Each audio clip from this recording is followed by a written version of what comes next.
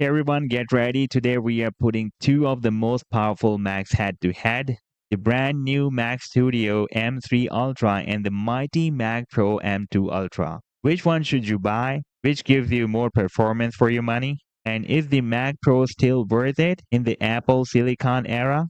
Let's find it out. By the way, the details you're going to hear aren't just random rumors. They're backed by trusted sources like Apple's official spec sheets, benchmark reports from sites like Geekbench, and real-world testing from Mac Rumors, and The Verge, by the way, as well. Links are in the description if you want to dig deeper. Let's start with the raw power. The Mac Studio M3 Ultra packs Apple's latest M3 Ultra chip, a 24-core CPU up to 76-core GPU, and a 32-core neural engine built on 3-nanometer architecture. It's more efficient and more powerful than the M2 generation. The M2 Ultra in the Mac Pro has a similar CPU core count and up to 76 GPU cores as well, but it's built on 5-nanometer tech, which means slightly less efficiency per watt. In real-world benchmarks, the M3 Ultra is showing around 20 to 25% faster CPU performance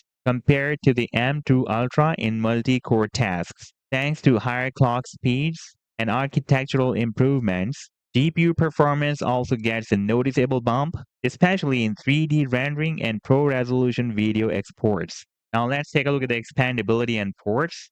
And here is where the Mac Pro starts fighting back. The Mac Studio is a compact powerhouse. You get 4 Thunderbolt 4 ports on the back, 2 on the front, plus HDMI, Ethernet, and USB-A. But that's it. What you buy is what you're stuck with.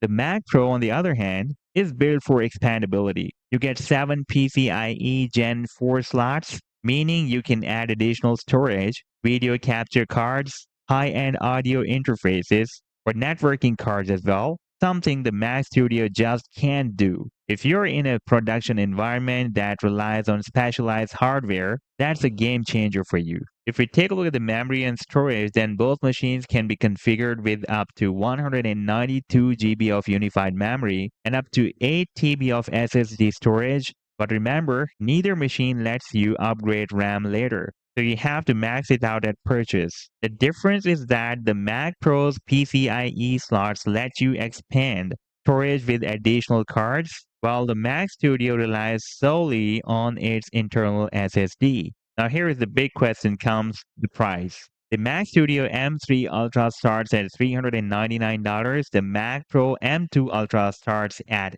$699. That's a huge difference, and that's for the base model. So you're paying an extra $3,000 mostly for PCIe expandability and a larger case with more ports. For most creative professionals, video editors, 3D artists, musicians, the Mac Studio gives you almost identical performance at much lower price. The Mac Pro is really for the niche audience who truly needs that expansion capability. If you are a YouTuber editing in Final Cut Pro, a 3D animator using Blender, or a music producer working in Logic Pro, the Mac Studio M3 Ultra will handle anything you throw at it and save you thousands of dollars.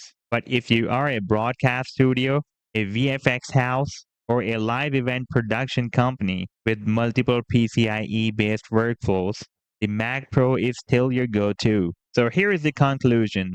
Unless you absolutely need the PCIe slots, the Mac Studio M3 Ultra is a smarter buy in 2025. It's faster, smaller, more energy efficient, and much more affordable. Let me know in the comments if money was no object. Would you go for Mac Studio or Mac Pro? Thanks for watching, and if you found this breakdown helpful, hit that like button, subscribe, and I'll catch you in the next one.